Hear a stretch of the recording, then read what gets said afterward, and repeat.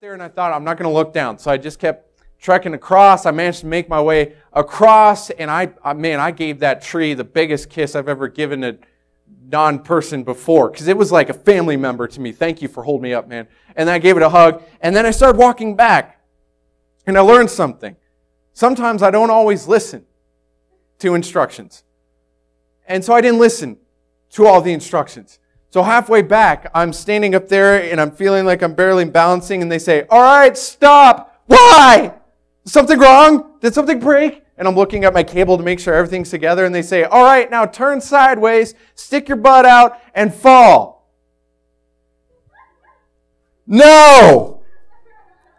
Yes, do it. Did you listen to the instructions? Apparently not.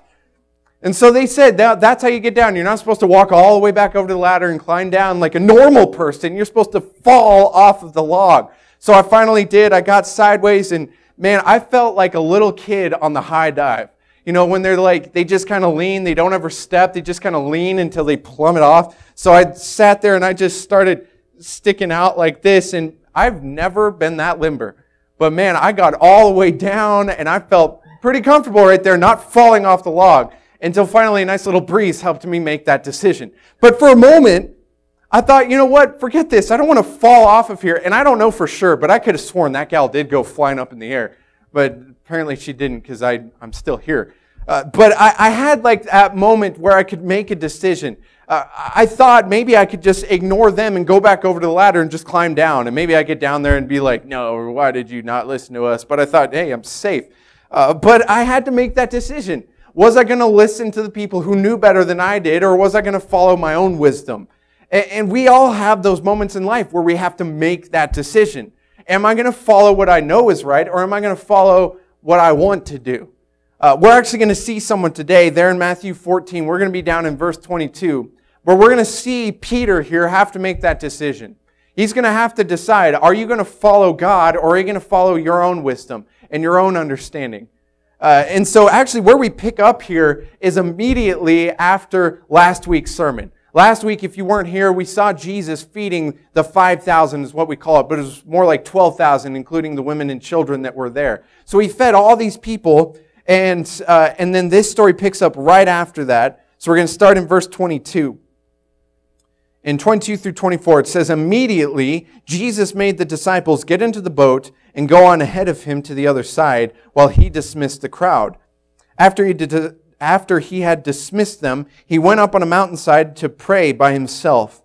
Later that night he was there alone, and the boat was already a considerable distance from land, buffeted by the waves because the wind was against it.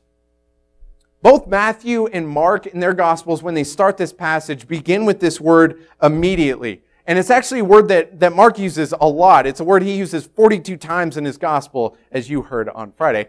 But I got to speak at Set Free Ministries, which was fantastic. So anyway, Jesse heard me say that there in a different sermon. Anyway, getting off topic. So Mark uses it 42 times in his Gospel because he's a gospel of action, right? Mark likes to talk about what Jesus did a little bit more than what Jesus said. And Matthew uses it, but not quite as much. But he does use it 3 times in this passage. Here and then later on when he's trying to calm them. And then one other time right at the end after Jesus reached out his hand immediately to grab Peter before he sank.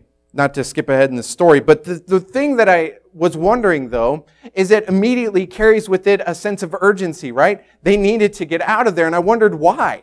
I mean, last week we saw that he could have escaped all of this great crowd of people. He could have tricked them or go somewhere else or just told them to go away right then. But he had compassion on them. He showed them immense patience as he taught them and he fed them. And so I wondered why, after he goes through all that patient work, does he say, all right, let's get out of here right now? And the answer to that question isn't found in Matthew's gospel, but John's. John actually tells us what's going on here. He fills us in on a little bit more detail. So I'll have it up here. But in John 6, in his telling of this miracle, in verses 14 and 15, it says, after the people saw the sign that Jesus performed, his feeding of the thousands of people, they began to say, surely this is the prophet who has come into the world. Jesus, knowing that they intended to come and make him king by force, withdrew again to a mountain by himself.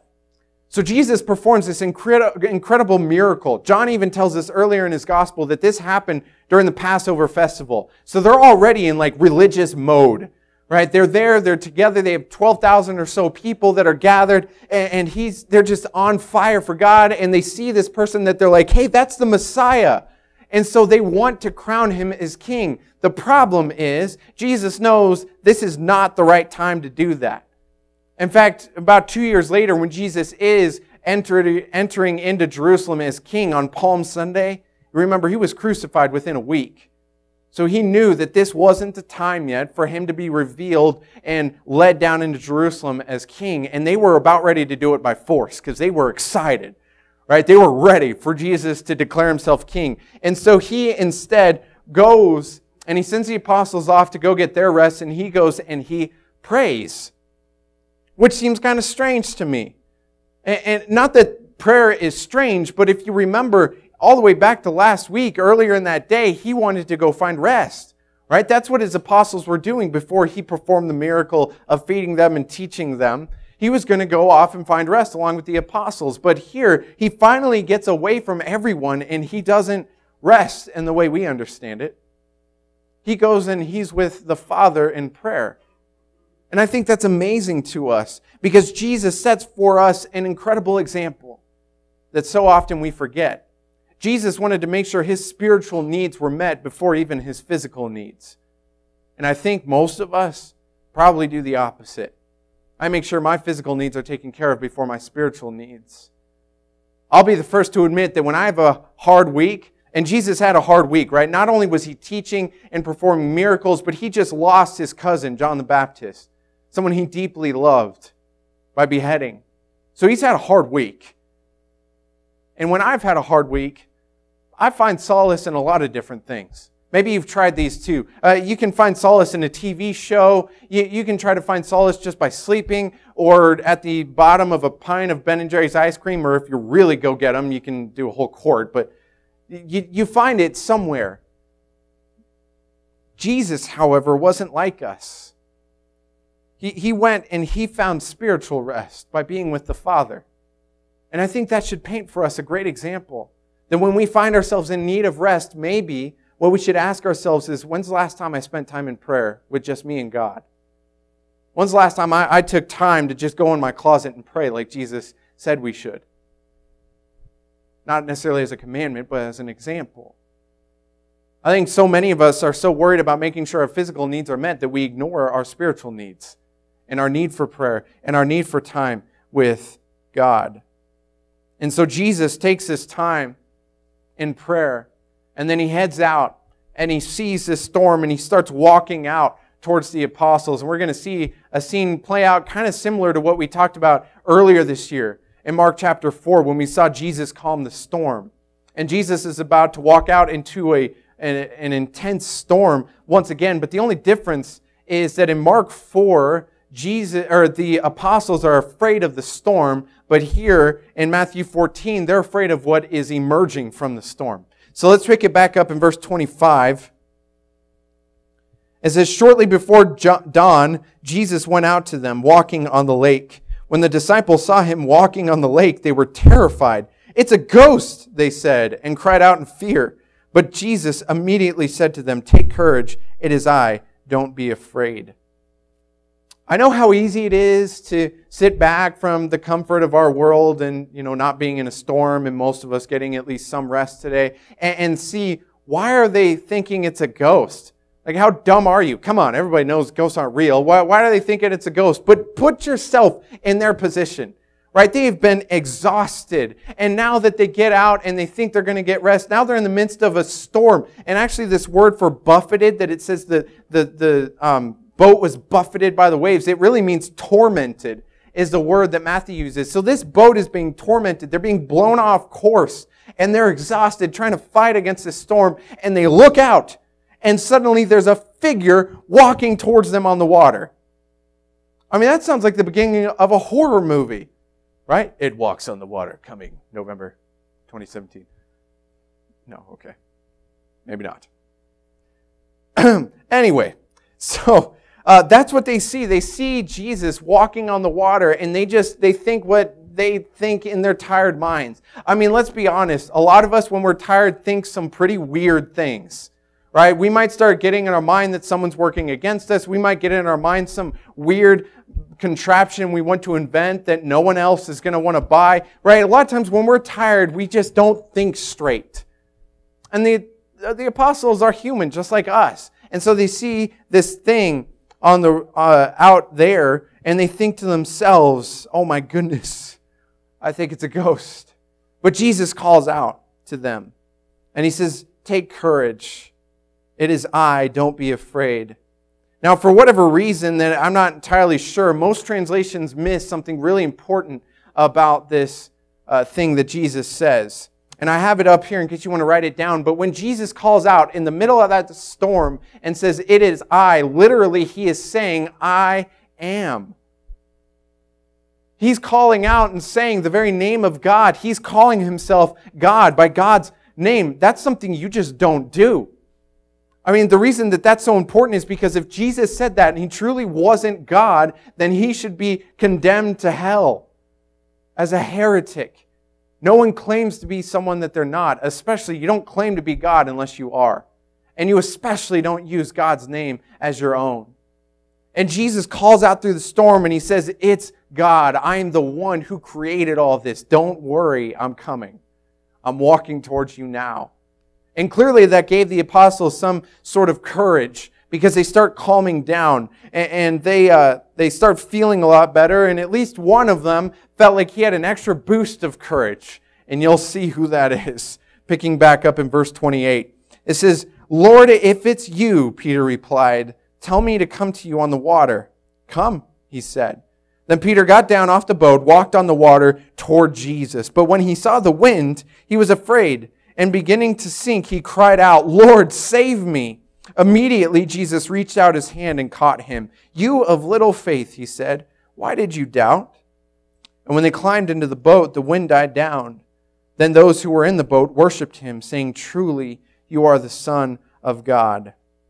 I think we need to clear up some confusion about Peter walking on the water here. When he calls out to him, the way that we see it is Peter saying, if it is you, as if Peter's questioning, hey, if that's really you, Jesus, then allow me to walk out on the storm. But it's actually written as a first-class condition, which means he's not questioning. That's a fancy way of just saying he knows who it is. He's more saying, Lord, because it's you, allow me to walk out on the waters towards you. So Peter wasn't showing doubt there. Peter knew that it was Jesus there. And so Peter gets out of the boat and he starts walking on the water. And even though it doesn't end that well for him, keep in mind, he's the only one who gets out of the boat. Right? All the other apostles are too afraid. Or whatever. They just don't want to. I don't know their reasons. I just know they don't get out of the boat. But Peter does. But then again, Peter was always that type of guy. He always kind of did things. I don't know if you know many people like this, but when they hear something cool, they just go for it. Peter was always that type of man of action. And Jesus had to kind of help reroute that energy towards God's work instead of just his own. But Peter gets out of the boat and he starts walking towards him. And did you notice what scared Peter?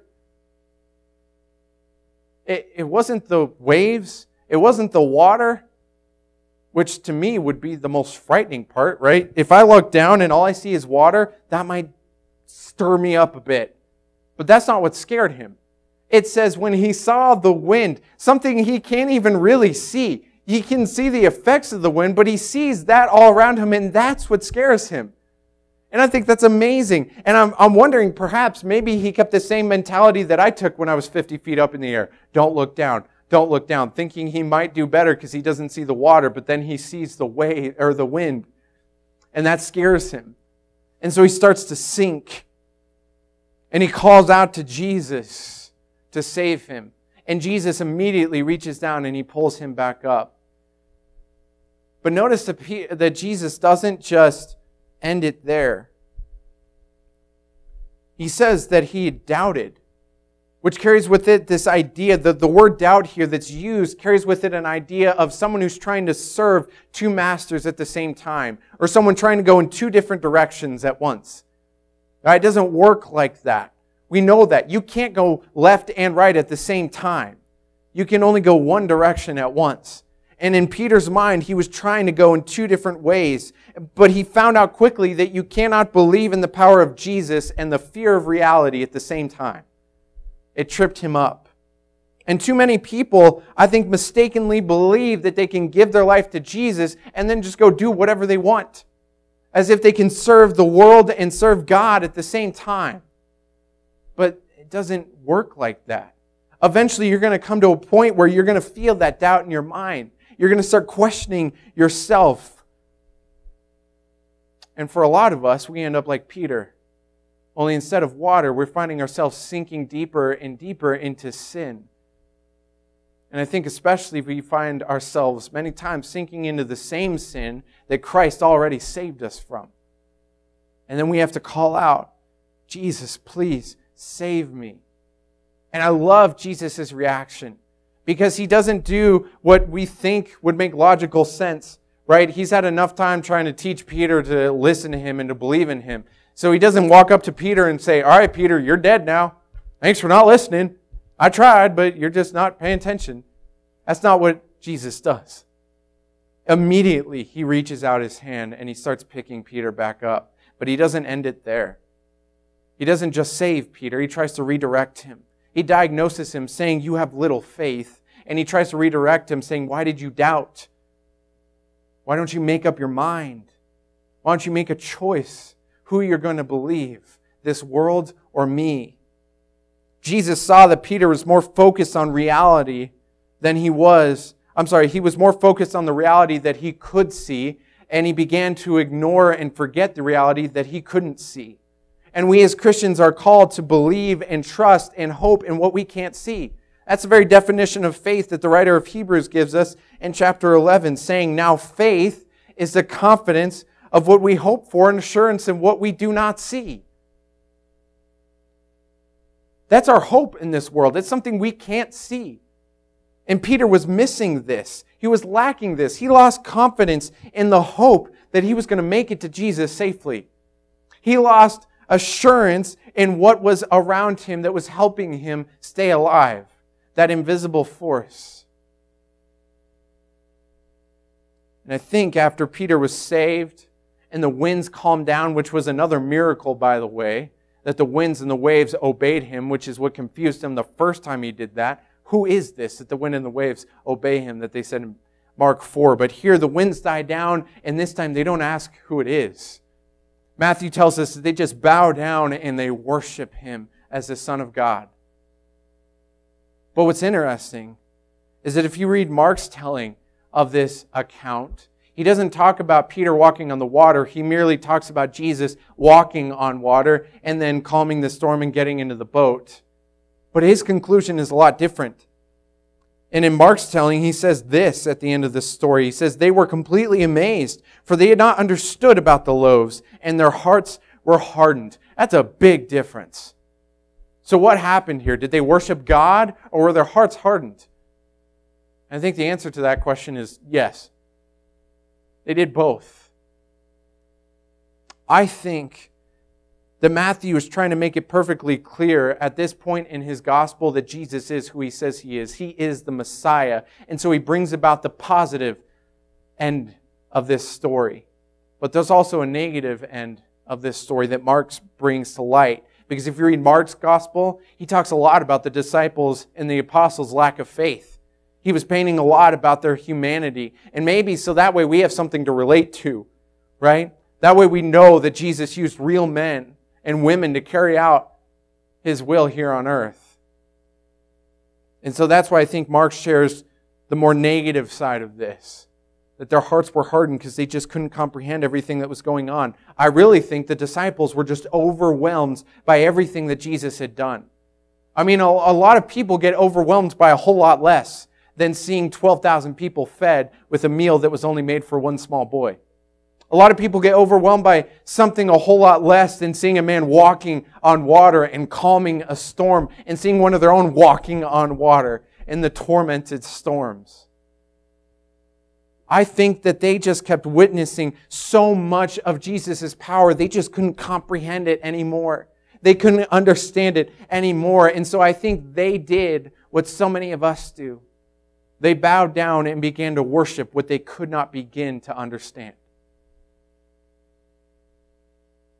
They couldn't comprehend how Jesus had done all these incredible things, but they knew one thing: Jesus is the Son of God. And so they worshiped Him there. I think that's why these miracles are so important for us to know, because so many people misunderstand who Jesus is. They only see the parts that they like. In fact, I'd imagine a lot of people in this world, even though we might not realize it, would probably say, yeah, I like Jesus. But really what they mean is they like what they like about Jesus. They don't necessarily like Jesus. Because a lot of people think that all Jesus did was preach about love, but He preached about a whole lot more than that. In fact, if you read through the Gospels, the main thing that He was preaching about is that the kingdom of heaven is at hand. The kingdom of God is almost here. He preached urgency to us. And we better align ourselves with God. And that's why I think there's so much immediately in this passage. Jesus is trying to make clear to Peter, you better make your choice. The kingdom of God is at hand. Whose side are you going to be on when it gets here? When it's built? Joshua presented this same idea, this same question to the Israelites back in Joshua 24, 14 through 15. Keep in mind who He's saying these to.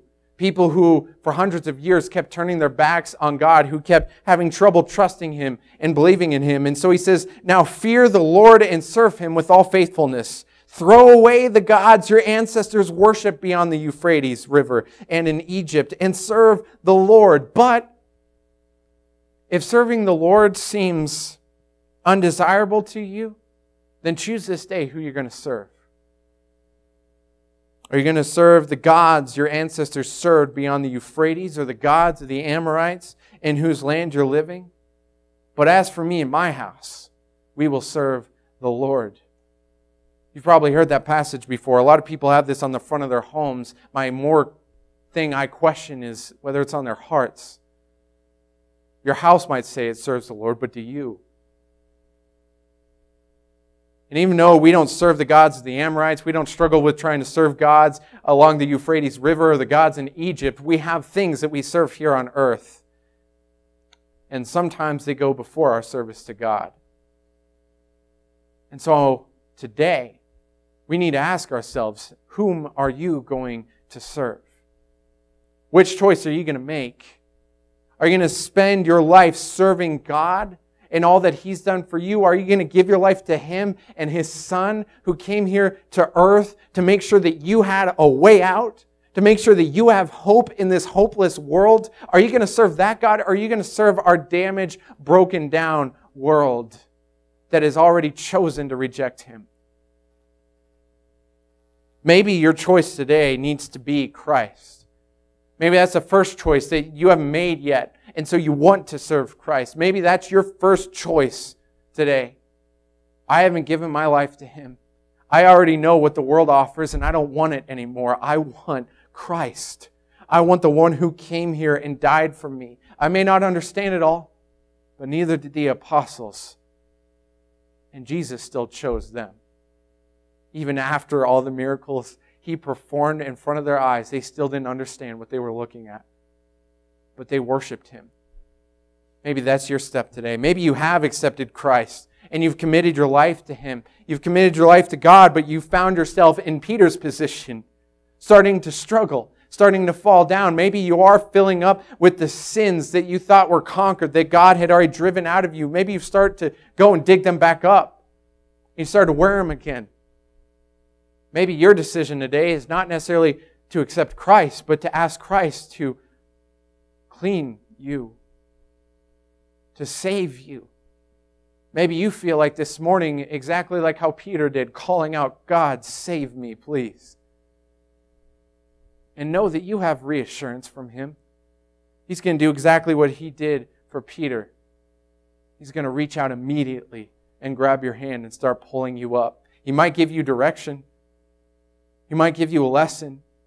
Christ doesn't just accept us, He helps guide us, which is truly what love is. Maybe we, like Peter, need to stop focusing on the wind and start focusing on Jesus. Every week we end with 3 worship songs.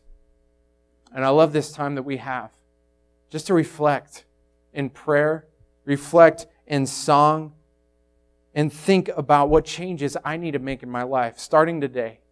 I'm not going to do this thing where I always say, yeah, I'm going to go change my life tomorrow, or I'm going to make a difference. No, we need to reflect and actually make decisions. I'm going to make God my choice. It gives us time to worship Him, the one who saved us from this storm of life. And after you've reflected on that sacrifice, if you claim Christ as your Lord and Savior, we invite you to come forward and take of communion. Taking of the bread and remembering His body that was broken in your place. Remembering His blood that was shed with the juice that represents that new promise, that new hope that we have in God, the washing away of our sins, that He really does save us. And remembering that both of those were raised up once again to give us that hope over death.